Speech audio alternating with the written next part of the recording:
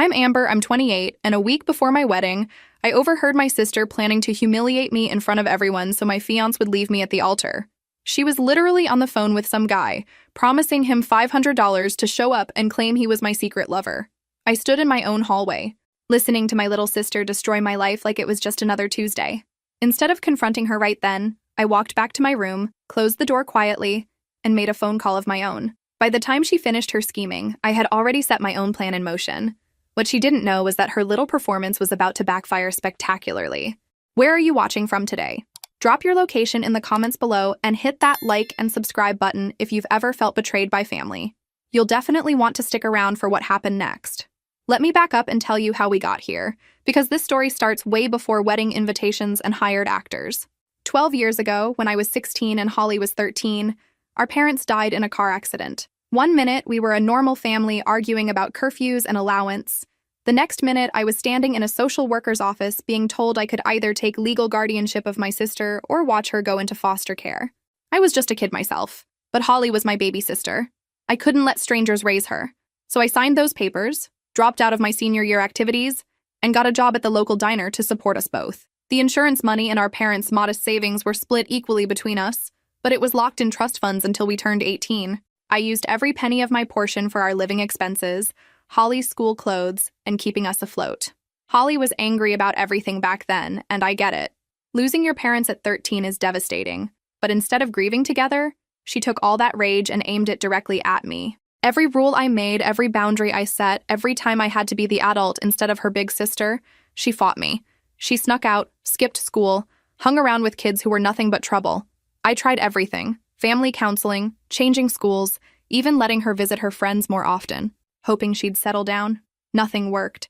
The day she turned 18, she marched into the bank, withdrew every cent of her inheritance, and disappeared without even leaving a note. Just gone. After everything I'd sacrificed to keep us together, she couldn't wait to get away from me. For 2 years, I heard nothing. No calls, no texts, no way of knowing if she was even alive. I finished high school through night classes, went to community college on scholarships, and slowly built a life for myself. I won't lie. Part of me was relieved. I could finally be 20 years old instead of playing mom to a teenager who hated me for it. Then one day, Holly showed up at my apartment door with 2 suitcases and that same defiant look she'd perfected as a teenager. Except now she was 23, broke, and apparently homeless. The money was gone, spent on what she called living her life and finding herself. Translation: parties, bad boyfriends, and a series of get-rich-quick schemes that left her with nothing but debt and regret. "I need a place to stay," she announced, pushing past me into my small but tidy living room. "Just temporarily, until I get back on my feet." I should have said no. Every rational part of my brain was screaming to protect myself, to remember how she'd left without a word after I'd given up everything for her. But she was still my sister, and despite everything, I couldn't turn her away. That temporary arrangement stretched into 2 years. Holly moved into my spare room and proceeded to treat my home like a hotel with free maid service. She'd leave dishes in the sink for days, use up all the hot water, and invite strangers over without asking. When I'd bring up basic house rules, she'd either ignore me completely or launch into speeches about how I wasn't her mother and couldn't control her anymore. The worst part was watching her cycle through the same destructive patterns. Bad job after bad job, each one ending in drama and someone else being blamed for her problems. Guys who didn't appreciate her, and friends who were just jealous of her potential. Every crisis became my emergency. Every problem became my responsibility to fix. I paid her share of groceries when she was between paychecks. I covered her car insurance when she claimed the payment system wasn't working. I even lent her money for a business opportunity that turned out to be another pyramid scheme. My savings account, which I'd carefully built up over the years, started dwindling as Holly's needs became increasingly expensive. But I told myself this was what family did. We helped each other through tough times. Holly had been through trauma too, and maybe she just needed more time to figure things out. Besides, despite everything, she was the only family I had left. Losing our parents had taught me how quickly people could be taken away, and I didn't want to lose my sister too. Then I met David. He was a teacher at the elementary school where I worked as a reading specialist, and he was everything I'd never dared to hope for. Kind, patient, genuinely funny, and somehow completely unimpressed by my complicated family situation. When I told him about Holly living with me, he just nodded and said, "Family is complicated, I get it." David and I had been dating for 8 months when he proposed. And for the first time in years, I felt like my life was heading in the right direction. We'd planned a small but beautiful wedding at the local botanical garden. Nothing fancy but meaningful. I was finally going to have my own family, a fresh start, a chance to be happy without constantly managing someone else's chaos. Holly's reaction to our engagement was strange. At first, she seemed excited, asking about dress shopping and venue details like she genuinely wanted to be involved. But then I started noticing little things. Comments about how David was probably too good to be true, and how men always show their real selves after marriage. She'd make jokes about divorce statistics when we were wedding planning, then laugh like it was all harmless teasing. Have you ever experienced someone slowly poisoning your happiness with tiny doses of negativity? Share your thoughts in the comments below. The comments escalated into actions. Holly started inserting herself into our relationship in ways that made me uncomfortable. She'd suggest girls' nights on evenings when David and I had plans, then act hurt when I chose to spend time with my fiancé instead. She'd text him directly about things she claimed to need help with, always when I wasn't around to assist. "Your sister seems to need a lot of support," David mentioned one evening after Holly had called him to help move furniture while I was at work. "Is she always this dependent?" I made excuses because that's what I'd been doing for years. Holly was still adjusting, still figuring things out, still dealing with abandonment issues from our parents' death. But privately, I was starting to feel suffocated by her constant needs and increasingly uncomfortable with her behavior around David. The breaking point should have come when I caught Holly flirting with David at my own engagement party. She was standing too close, laughing too loudly at his stories, and touching his arm every chance she got. When I pulled her aside and asked what she was doing, she acted shocked that I would suggest anything inappropriate. "I'm just being friendly," she said with wide, innocent eyes. "David's going to be my brother-in-law. I want us to get along. Isn't that what you want?" What I wanted was for my sister to respect my relationship and stop making every gathering about her need for attention. But saying that out loud would make me sound petty and jealous, which I'm pretty sure was exactly her goal. Things got worse after the engagement party. Holly started having emergencies that required David's immediate assistance. Her car would break down when I was unavailable. Her apartment key would mysteriously stop working when she needed to retrieve something important. Or she'd need help reaching something on a high shelf that couldn't possibly wait until I got home. Each time, David helped because that's the kind of man he is. He saw my sister in distress and responded with kindness, never questioning whether these situations were genuine emergencies or carefully orchestrated opportunities for Holly to monopolize his time and attention. "She's been through a lot," he'd remind me when I expressed frustration. "Losing her parents so young, then being on her own for years. She probably just wants to feel included in our family. Our family." The phrase should have made me happy, but instead it highlighted my growing fear that Holly was systematically inserting herself into the relationship I'd worked so hard to build. She wasn't trying to be included. She was trying to replace me. The realization hit me fully one evening when I came home from work to find Holly and David cooking dinner together in my kitchen. They were laughing and working in perfect sync. And for a moment, I felt like an intruder in my own home. They looked like a couple, comfortable and natural together in a way that made my stomach clench with jealousy. "Amber!" Holly called cheerfully when she noticed me in the doorway. "David was teaching me how to make that pasta dish you love. I thought it would be nice to surprise you." But it didn't feel like a surprise for me. It felt like a performance designed to show me how easily she could slip into my place, how naturally she and David worked together, how unnecessary I was to their dynamic. That night, after David went home, I confronted Holly directly. I told her I was uncomfortable with how often she needed his help, how she seemed to be deliberately creating situations that excluded me, and how her behavior was affecting my relationship. "You're being paranoid," she said, but there was something in her eyes that told me she knew exactly what she was doing. "I'm just trying to build a relationship with the man my sister is going to marry. Isn't that normal?" Normal sisters didn't systematically undermine each other's relationships. Normal sisters didn't create fake emergencies to steal their siblings' time and attention. But Holly had never been normal, and I was starting to realize that her behavior wasn't accidental or thoughtless, it was calculated. 3 weeks before the wedding, Holly crossed a line that should have ended everything between us permanently. I came home early from work with a migraine to find her sitting on David's lap in my living room. Not cuddling, exactly, but close enough that they sprang apart when they heard my key in the door. "Amber!" David stood up immediately, his face flushed with what I hoped was embarrassment rather than guilt. "You're home early. Are you feeling okay?" Holly remained seated, smoothing her hair with deliberate casualness. "I was just showing David some photos from when we were kids. He wanted to see what you looked like with braces." The explanation was plausible, the kind of innocent interaction that would be normal between future in-laws. But the way they jumped apart when I entered, the guilty look on David's face, and Holly's satisfied smirk told a different story. I wanted to scream. I wanted to demand explanations and set ultimatums and force them both to acknowledge what had just happened. Instead, I swallowed my rage and played along with their charade, because confronting the truth would mean admitting that my sister was actively trying to steal my fiancé and that my fiancé might be letting her. I need to lie down, I said quietly, retreating to my bedroom while they continued their innocent conversation in my living room. That night, I made a decision that probably saved my sanity. I installed a small recording app on my phone and started documenting Holly's behavior. Not because I planned to use it against her, but because I was starting to doubt my own perceptions. Maybe I was being paranoid. Maybe my stress about the wedding was making me see problems that didn't exist. The recordings proved I wasn't imagining anything. Holly was absolutely deliberately trying to seduce David, and she was doing it with a level of calculation that was both impressive and terrifying. Over the next week, I captured her making suggestive comments when she thought I couldn't hear, accidentally walking out of the bathroom in just a towel when David was visiting, and most damning of all, telling a friend on the phone that she was working on breaking them up before the wedding because David deserved someone more fun and less uptight. The evidence was crushing, but it was also liberating. I wasn't losing my mind, and I wasn't being paranoid. My sister was genuinely trying to destroy my relationship, and now I had proof. The final straw came exactly 1 week before our wedding date. I was supposed to be having my final dress fitting, but the seamstress had to reschedule due to a family emergency. Instead of going straight home, I decided to stop by David's apartment to surprise him with takeout from his favorite restaurant.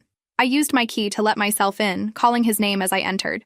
No response, but I could hear voices coming from his bedroom. My heart started racing as I recognized Holly's distinctive laugh, followed by David's voice, though I couldn't make out the words. I crept down the hallway, telling myself there had to be an innocent explanation. Maybe Holly had needed help with something, and David was just being his usual helpful self. Maybe I was overreacting based on everything that had happened before. But when I reached the bedroom doorway, I saw Holly sitting on David's bed wearing nothing but one of his t-shirts, while he sat in his desk chair looking deeply uncomfortable. "Holly, this isn't appropriate," he was saying as I watched from the shadows. "Amber is my fiancée and you're her sister. This needs to stop." "But it doesn't have to stop," Holly replied, leaning forward in a way that made David look anywhere but at her. "She doesn't have to know. I've seen how you look at me, David. I know you feel this too." My hands were shaking as I held up my phone, recording every word of what came next. Holly continued her seduction attempt while David repeatedly told her to put her clothes back on and leave. She talked about how they could be together, how I would never find out, how she could make him happier than I ever could. Finally, David stood up and firmly told her that if she didn't get dressed and leave immediately, he was going to call me and tell me everything. That's when Holly's facade cracked completely. "Fine," she snapped, jumping off the bed to grab her clothes. "But this isn't over, David. You're making a mistake marrying her. Amber is boring and controlling, and she'll never make you happy the way I could. You'll realize that eventually, and when you do, I'll be waiting." I had heard enough, more than enough. As quietly as I had entered, I slipped back out of the apartment and sat in my car for 20 minutes, shaking with rage and betrayal and relief that David had passed a test I never wanted to give him. But Holly's words echoed in my mind. This isn't over. She was right about that, but not in the way she expected. This was far from over, but now I held all the cards. That evening, when David called to tell me about Holly's visit and her inappropriate behavior, I acted surprised and hurt but not shocked. We had a long conversation about boundaries and family dynamics, and he assured me that he would never betray my trust or let Holly come between us. I believed him, because I had seen his rejection of her advances with my own eyes. But I also knew that Holly wasn't going to give up easily. She had spent 2 years systematically undermining my happiness, and I had spent 2 years making excuses for her behavior. Not anymore. It was time for Holly to learn that actions have consequences, and some betrayals are unforgivable. 2 days after catching Holly in David's bedroom, I was walking past her room when I heard her on another phone call. This time, she wasn't being subtle about her intentions. She was finalizing details with someone named Marcus about disrupting my wedding ceremony. "Saturday at 3, she was saying. "The Botanical Garden on Maple Street. You'll need to wait until they ask if anyone objects, then stand up and say you've been having an affair with the bride for 6 months. I'll act shocked and supportive, like I had no idea. Make it dramatic cry if you can. I need everyone to believe it's real." I pressed myself against the wall, recording every word as Holly negotiated payment and rehearsed the script this actor was supposed to follow. $500 to destroy my wedding day, humiliate me in front of everyone I cared about, and give her the perfect excuse to comfort David when he inevitably called off the ceremony. The groom is a teacher, so he's really conservative about this stuff, Holly continued. Once he thinks she's been cheating, he'll never take her back. Then she'll probably move out. And I can be there to help him through the heartbreak. It's perfect. Perfect. She thought destroying my life was perfect. I had heard enough scheming to last a lifetime. But this was different. This wasn't just flirtation or inappropriate behavior. This was a calculated plan to humiliate me publicly and steal my fiancé. Holly had finally crossed a line that I couldn't ignore or rationalize away. Instead of confronting her immediately, I walked calmly to my room and called David. When he answered, I could hear the smile in his voice, probably assuming I was calling about last-minute wedding details. "Hey, beautiful. What's up? I need to see you tonight," I said. "There's something important we need to discuss." When David arrived an hour later, I played him the recording of Holly's phone conversation. I watched his face change from confusion to disbelief to anger as he realized the extent of her manipulation. This wasn't just a sister with boundary issues. This was someone actively trying to destroy our relationship. "She hired an actor?" he repeated, staring at my phone like it might suddenly reveal a different conversation. "She's actually planning to have someone lie about having an affair with you?" "That's just the finale," I said, showing him the other recordings I'd collected over the past week. "She's been working up to this for months. What do you think will happen next? Drop your predictions in the comments below." David listened to every recording, his expression growing darker with each revelation. When I finished playing the evidence, he was quiet for a long time, processing the magnitude of Holly's betrayal. "I'm so sorry," he finally said. "I knew she was being inappropriate, but I never imagined she was planning something this elaborate. You must have felt so alone dealing with this." "I kept thinking I was overreacting," I admitted. "She's my sister, and she's been through so much. I made excuses for her behavior because I didn't want to believe she was capable of something like this." David took my hands in his voice firm with resolve. "What do you want to do? We could confront her now, call off the wedding until this is resolved. Or we could—" "I have a better idea," I interrupted, surprising myself with how calm I felt. "What if we get married tomorrow instead?" David blinked. "Tomorrow? Think about it. Holly's plan only works if we follow her timeline. She expects us to show up Saturday, completely unprepared for her surprise. But what if we're already married when her actor makes his dramatic entrance?" The more I talked through the idea, the more it made sense. We could have a small ceremony with just our closest friends as witnesses, then let Holly play out her elaborate scheme to an empty venue. By the time she realized what had happened, we'd be married and probably on our honeymoon. "It would serve her right," David agreed, warming to the plan. "After everything she's put you through, let her waste her money and her time on a wedding that isn't happening." We spent the next 3 hours calling our officiant, our photographer, and our 4 closest friends to arrange an impromptu ceremony for Friday afternoon. Everyone was shocked by the sudden change, but when we explained that we had family issues to navigate, they all agreed to keep the real wedding completely secret. "What about your dress?" asked my maid of honor, Sarah, when I called to fill her in. "I'll pick it up tomorrow morning," I said. "Holly thinks I'm getting my nails done, so she won't suspect anything." By midnight, we had successfully rearranged our entire wedding without Holly having any idea what was happening. The botanical garden was available Friday afternoon for a small ceremony. The photographer could do a quick session before the original Saturday time slot, and our friends were excited to be part of what felt like a delicious secret. As David kissed me goodnight, he smiled with something that looked like anticipation rather than pre-wedding nerves. "I can't wait to marry you tomorrow," he said, "and I really can't wait to see Holly's face when she realizes her plan failed." Friday morning, I woke up and went through the motions of a normal day. Holly was already gone, supposedly running errands for her own outfit for tomorrow's ceremony. I picked up my dress, got my hair done, and told everyone who asked that I was trying to stay calm before the big day. At 2 o'clock, I met David, Sarah, his best man Jake, and our photographer at the botanical garden, the same beautiful venue where Holly thought she was going to humiliate me, except today it was actually going to be the site of my wedding. The ceremony was perfect in ways I never could have planned. Small, intimate, genuine, with only people who truly loved and supported us in attendance. When the officiant asked if anyone objected to our union, we all smiled, knowing that the person who would have objected wasn't there to do it. "I now pronounce you husband and wife," the officiant declared, and David kissed me as my husband for the first time while our friends cheered and our photographer captured every moment.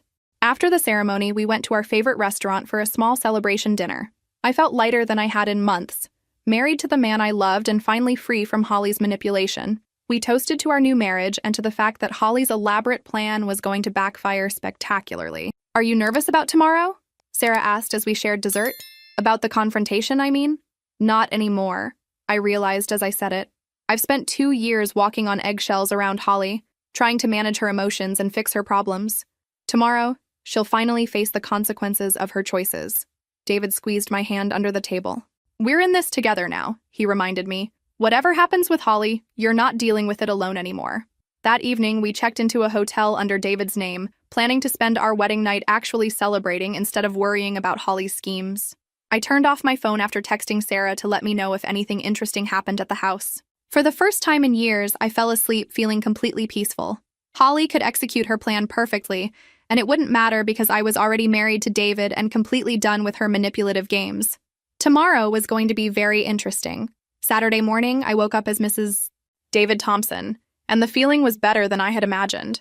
We ordered room service, read the newspaper in bed, and I finally allowed myself to feel excited about our honeymoon trip to Ireland that we'd be leaving for on Monday.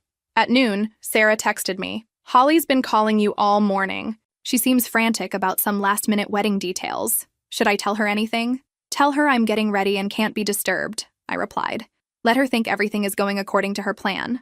David and I spent the afternoon doing normal things, lunch at a cafe, walking through downtown, acting like a regular married couple on their first day of marriage. It felt surreal to be so calm when I knew Holly was probably putting the finishing touches on her scheme to destroy my life. At 2:30, Sarah sent another update. Holly left the house with some guy I don't recognize. She looked really excited. "The actor must be here." I showed David the text, and we both started laughing. After months of stress and manipulation, Holly was finally going to get what she deserved. We were tempted to drive by the botanical garden to watch her reaction when she realized what had happened, but decided we were too mature for that level of pettiness. Actually, no, we weren't too mature. We drove by.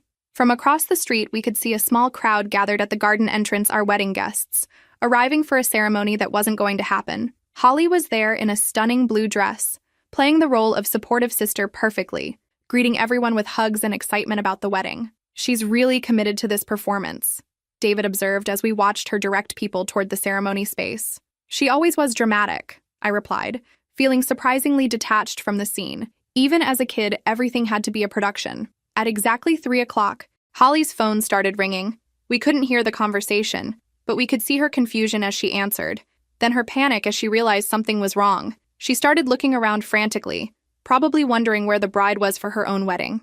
That's when I decided it was time to make my call. I dialed Holly's number, watching from across the street as she fumbled to answer her phone while trying to manage increasingly confused wedding guests. "Amber!" She practically screamed into the phone. "Where are you? The ceremony is supposed to start right now. Everyone is here waiting." I took a deep breath, savoring the moment I'd been building toward for months. "Oh, didn't I tell you?" I said, keeping my voice light and casual. "The wedding was yesterday." Complete silence. I could see Holly freeze in place across the street, her mouth actually hanging open as she processed what I'd just said. "Yesterday?" she finally managed. "What do you mean yesterday?" "I mean David and I got married yesterday afternoon right there in the same garden where you're standing. Beautiful ceremony, really intimate, just our closest friends." I watched Holly's face go through a series of expressions: confusion, disbelief, then dawning horror as she realized her plan had been completely useless. But the invitation said today, everyone's here. The photographer, the officiant, "Oh, those people aren't for my wedding," I interrupted cheerfully. "They're for your performance. You know, the one where your actor friend Marcus was going to claim he'd been having an affair with me." Another long silence. Holly's face had gone completely white. "I don't know what you're talking about," she said, but her voice was shaking. "Really? Because I have recordings of your phone calls planning the whole thing. Pretty elaborate scheme, Holly. $500 to hire an actor, rehearsing his lines, timing it perfectly with the objection part of the ceremony. Very thorough." I could see Holly looking around desperately, probably trying to figure out how to salvage her plan, or at least minimize the damage. "Marcus is there somewhere, isn't he?" I continued, probably confused about why the ceremony hasn't started. "You should probably call him off before he creates a scene for nothing." "Amber, please," Holly's voice cracked. "Can we talk about this? I can explain." "Actually, we can't," I said, and I meant it. I'm done, Holly, completely done. David and I are married, we're happy, and we're moving on with our lives. Without you. You can't just cut me out. I'm your sister. You stopped being my sister the moment you decided to try to destroy my wedding. Family doesn't do what you've been doing, Holly. Family doesn't hire actors to humiliate each other in public. I could hear Holly starting to cry, but for the first time in my life, her tears didn't make me want to fix everything for her. Instead, I felt nothing but relief that this conversation was finally happening. I was trying to protect you, she said through her sobs. David isn't right for you. I could see things you couldn't see. I was trying to save you from making a mistake. By sleeping with him? By hiring someone to lie about me? That's protection? I never slept with him. He rejected me every time I tried. I thought maybe if you saw that, he didn't really want you. Holly, stop. I cut her off before she could dig herself deeper. I know exactly what you were doing because I've been recording your phone calls for weeks. I know about every scheme, every manipulation, every attempt to break us up. I have evidence of all of it. The line went quiet except for Holly's crying. Here's what's going to happen, I continued, my voice steady and calm. David and I are leaving for our honeymoon on Monday. When we get back, your stuff needs to be out of my house. All of it. I'll leave your things with Sarah, and after that, we're done. Where am I supposed to go? That's not my problem anymore. You're 25 years old, Holly. Figure it out. But I don't have anywhere. You should have thought about that before you decided to try to ruin my life. Actions have consequences, and these are yours.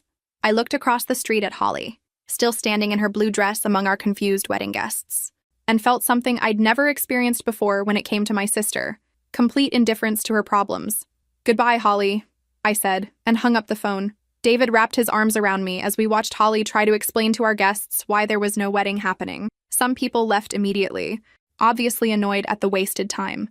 Others stayed to comfort Holly, who was now sobbing dramatically about family betrayal and abandonment. How do you feel? David asked as we walked back to our car. Free, I said, and meant it completely. For the first time since I was 16 years old, I feel completely free. We drove back to our hotel, ordered champagne from room service, and spent the evening planning our honeymoon activities instead of managing Holly's crisis. No emergency phone calls, no manipulation, no walking on eggshells around someone else's emotions. 2 weeks later, we returned from Ireland to find that Holly had moved out, taking only her personal belongings and leaving behind the spare key I'd given her 2 years earlier. Sarah reported that Holly had spent several days calling mutual friends and family members, trying to get them to convince me to forgive her and let her move back in. Everyone who knew our history told her the same thing. She'd made her choice, and now she had to live with it. I never heard from Holly again directly, though I occasionally got updates through family friends. She moved in with a cousin in another state, got a job at a restaurant, and apparently spent a lot of time complaining about how I'd abandoned her after everything she'd been through. 5 years later, David and I have a beautiful marriage, a house we bought together, and a life free from constant drama and manipulation. Sometimes people ask if I miss having a sister, and the honest answer is no. I miss the sister I thought I had when we were kids, but I don't miss the person Holly became. If this story resonated with you, make sure to like and subscribe for more stories about family drama and setting boundaries. Remember, you can't save someone who doesn't want to be saved, and you shouldn't sacrifice your own happiness trying. Sometimes the most loving thing you can do is let people face the consequences of their choices. Thank you for listening, and remember, family isn't just about blood. It's about the people who truly support your happiness and growth, not the ones who try to tear you down.